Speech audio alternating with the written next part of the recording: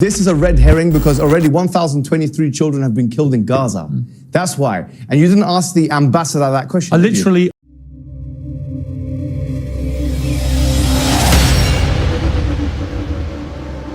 I'm aware you've got a massive following. You've got nearly 1 million YouTube subscribers. You're an influential person and you have a lot to say about this issue, obviously. So I thank you for coming in, but I'm not too cowardly to talk to you. I don't have a horse in this race. I think I've tried to straddle a divide of being fair-minded with all sides. I've had all voices on the show. I commend you for that, actually, right. To be honest, for bringing me on. But do realize I did caveat that with on fair ground. So let's hope that this interview is conducted. I intend to be completely fair. Yeah, sure. I promise you, because all I want to get to here is a real sense of what is going to happen. We can all look back at. We can all look back. Let me just. We can all look back. Before that, Piers. Yeah. Sorry, if you want to say fair grounds, you introduced me as a Palestinian controversial. I actually corrected myself. Right. So I said pro-Palestinian. I meant to say pro-Palestinian. So why did the word controversial come into play? I think you're controversial. So are you. Yeah. I wouldn't. So is the ambassador. Why didn't you introduce her in that manner? I'm happy to say that to many people, her views would be controversial. So why didn't you introduce me as the Oxford graduate? Do you want to be introduced as that? Yes. Okay. You're an Oxford graduate. Go ahead. Okay. No problem. You can be introduced as anything you like, frankly. It makes no difference to the debate. Let me ask you this. Where were you when you heard about what happened on October the 7th? I was at home. What was your reaction when you heard? I was actually very sickened by it. And this is something I do want to put on the table because I think it's fair for people to know this. In our religion, we do not believe, okay, as a Muslim, I am a Muslim, and I do not believe in the killing of any man, woman, or children, non-combatants. That is not despite the religious teachings, that is because of the religious teachings. So in terms of condemning Hamas and just jumping straight into it, I condemn not only Hamas, but any other entity, okay, wherein it's proven that this has been done, that the killing of combatants has been done. Therein, I condemn any party that does it. Any party that kills people or strikes at people where it's more probable than not that it will hit a civilian target, I condemn them. And that's why I condemn the IDF.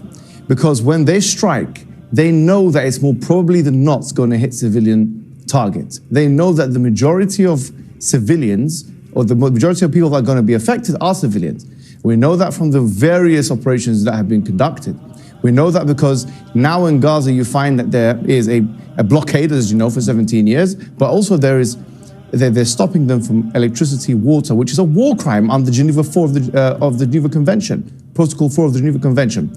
So this is something I'm surprised you didn't actually mention to the ambassador. Well, I did mention it. You didn't say it's a war crime. Well, I think it's an arguable point whether it's a war crime. Okay, let me ask you now then. They are saying Israel, at the moment, Israel is adamant they are not breaching war crimes, right? It will be determined. Well, it will be determined whether that's the case. No, sorry. That's incorrect. Mohammed, let me just make a point to you back on that.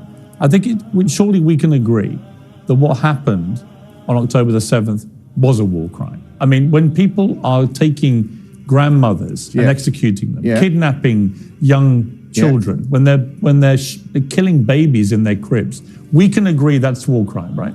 Okay, babies. Can we? Surely, of course, 100%. Right. But babies in the crib, sorry, what was the evidence for that?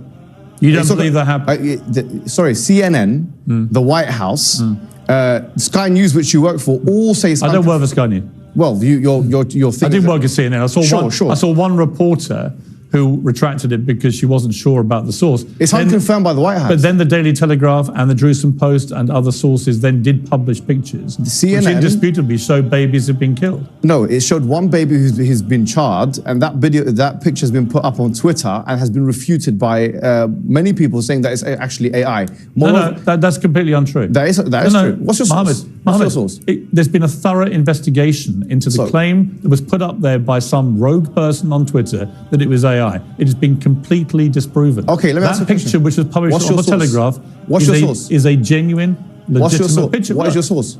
Are you seriously arguing that babies weren't killed? No, I didn't say that. Well, what are you saying? I'm saying, give me a source. Yeah. You know full well you've been fired from the Daily Mirror for fake images.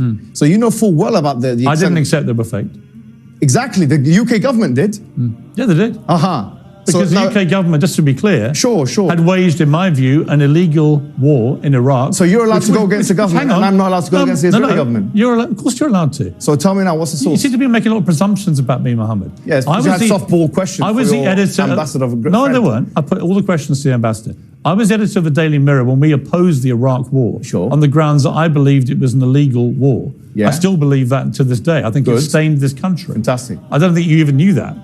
I did know that. Right. But that's not the point I was making. I was making the point that if you're allowed to go against a government in their classification of an image, then if you have pro-Palestinian activists who are saying, actually, we need to see a source, shouldn't they be entitled to that? The Daily Telegraph published on page 3. Should they be entitled to that, yes or no? The Daily Telegraph said they had independently verified the picture, Mohammed. No, excuse me. If you're saying that their verification is wrong. No, excuse me. Primary source in academia, I know you've done a journalism degree, which is, frankly, is not relevant to what we're talking about here anyway. Probably is to journalism, yeah. No, it's not to this conflict, but we academics require primary source evidence in order to make it. The Daily Telegraph said. The Daily Telegraph said they verified the picture. That's a secondary source. Fine. You may say that's secondary source. You may say that's a secondary source. Well, you may say you don't think it's genuine. I don't agree with you. But the wider point. That was my point. I said I want a source. I just want to see the evidence. What we're arguing about here. You're not contesting that babies were killed. No, I'm saying I want to see the evidence. So why are you picking on the semantics of the veracity of one picture, which has been verified by British journalists? Why are you picking on that? British journalists are not an example authority. of somehow this wasn't as bad as it seems. British journalists are not an academic authority. You know that full well. You've been fired from Daily Mirror for that very purpose. What I'm saying to you is this: putting this issue to the side. I think you're trying to use it as a red herring to move away from the bigger issues. What red herring? This is a red herring because already 1,023 children have been killed in Gaza. That's why. And you didn't ask the ambassador that question. I literally asked the ambassador. No, I said 3,000 people have already been killed in a week in Gaza. Well, you didn't ask her whether did you even listen to my interview with the ambassador? I did listen, but excuse me. Well, don't put words in my mouth or say I didn't ask a question. Let me ask you a question. Do you condemn the killing of those children by the IDF? I tell you what I condemn. Yes or no? I'm going to answer your question honestly and truthfully. Sure. And because I've tweeted about this, right? Oh, okay. I think that what happened on October the 7th was one of the worst atrocities I have ever had to read about or watch on. It happens every day in Palestine. No. So why do you care about that? It actually doesn't. It doesn't. It does actually. Yes. No. The Israeli forces. I've got the stats for that. Israeli forces do not go. Cast-led, wait a minute, protective Mohammed. edge. Go and check it out. Mohammed. Israeli forces. Cast-led, protective edge. Israeli forces don't go into Gaza on one day and grab grandmothers and kill babies in their beds. Okay. And hold on. Rape and abuse women. So, rape, is there any evidence for that? It's been multiple reports in multiple mainstream media publications. Well, you're going to sit here and deny everything. No, right? I'm not denying anything. You are. No, I accept that some civilians have been killed. I do accept this. And I already said you don't believe any of the reports that women were raped? No, I didn't say that. I said that it's still to be do you think they were raped? No, I don't know. It's like the Russell Brand thing. You said we don't know. We need to see the evidence. So why do you apply two different standards? Okay, so when it's Israel, we know they're raped. When it's Russell Brand, you don't know because you're friend. No, it's been reported by legitimate news sources. When it's Israel, you know they're raped. But when it's Russell Brand, you don't know. When it's Russell Brand, you don't know if they're raped. There's no comparison between Russell Brand and what's happened. It's the same thing. It's a rape allegation. Why are you stuttering? I'm not stuttering. You are stuttering.